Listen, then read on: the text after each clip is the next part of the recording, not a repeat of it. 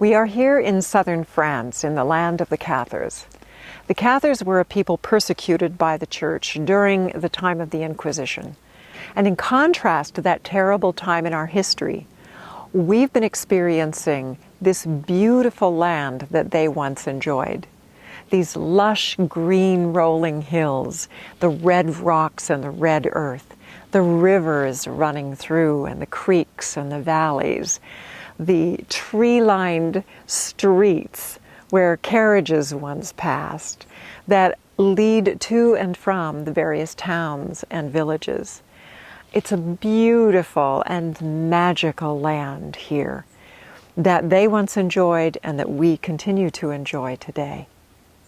And we've been experiencing some of the sights here, such as Rennes le Chateau, with its church dedicated to Mary Magdalene, and the Magdala Tower, built by the priest Sauniere, after he discovered something in a cave that is now known as the Magdalene Cave.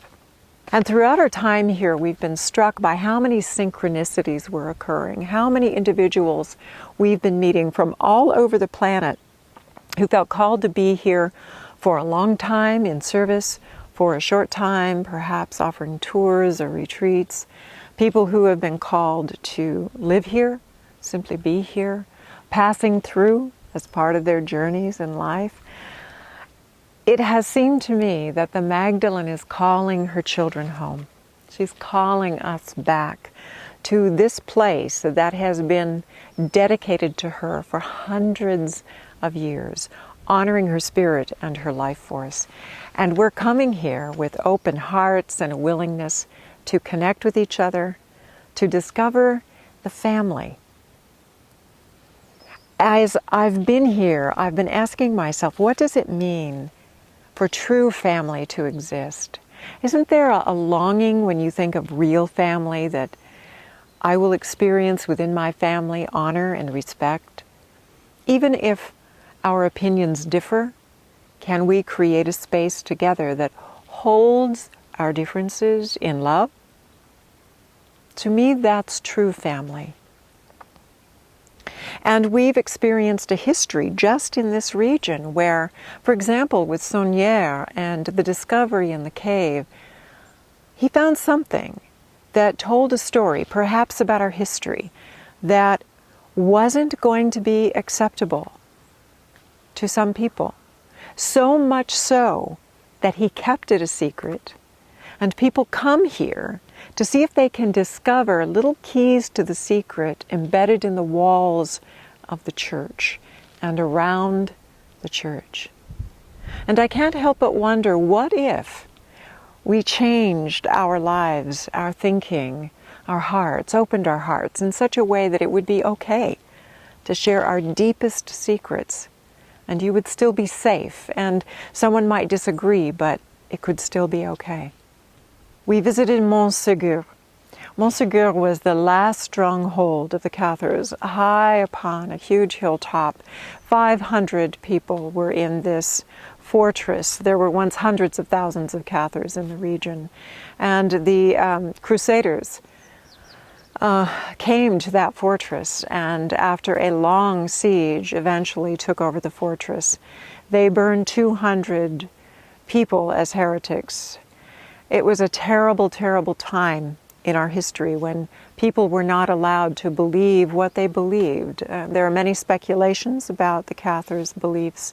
It does seem clear that they believed in two gods rather than one, a god of the earth and a god of the heavens.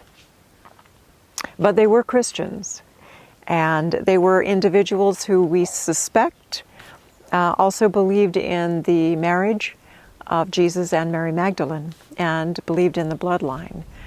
So their differences of perspective was enough to create a terrible situation in which they were persecuted, and many, many, many of them lost their lives for what they believed in.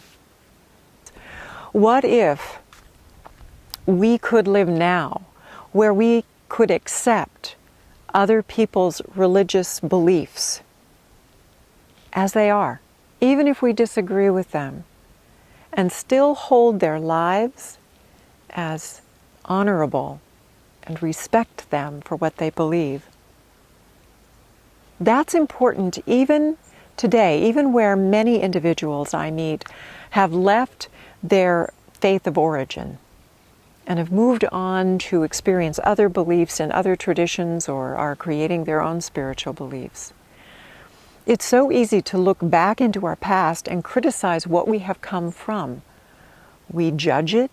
We judge our religions of our childhood, or our lack of religious training or spiritual beliefs from our childhood.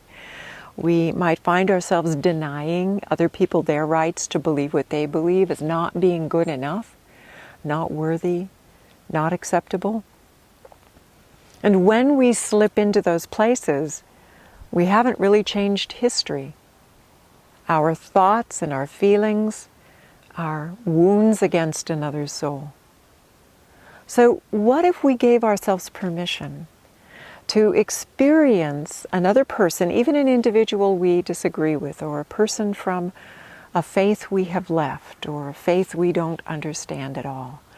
Permission to believe what they believe, to respect what they believe, even if we see things differently, to honor them, to not attempt to change them or make them feel unworthy or as though they don't have it yet, but rather to meet them heart to heart in love.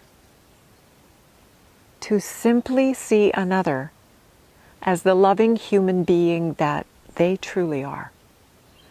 This is a moment in our history when this is possible for so many of us to live from that awareness and that open-heartedness, to receive each other in our suchness. And this is the true nature of the sacred feminine, to hold it all as it is and love it in each other, and to be willing to engage in those true moments when you connect heart to heart, when instead of talking about spirituality, we are truly living divine connection, which is what matters most of all. What if a Cathar and a Crusader, and perhaps some of them did, sit down and meet at a table over a meal and healing water and talk about what was in their hearts and listened with respect for what the other was saying and agreed to accept each other in our differences and to accept each other in the greater divine presence of love. That is the opportunity for us today, to become the family that we long to be. And that means being received for who we are, and it also means receiving others for exactly who they are, where they are, in this time and in this place and in this moment. To hold it all with the great, great love that is the potential that lives within us all.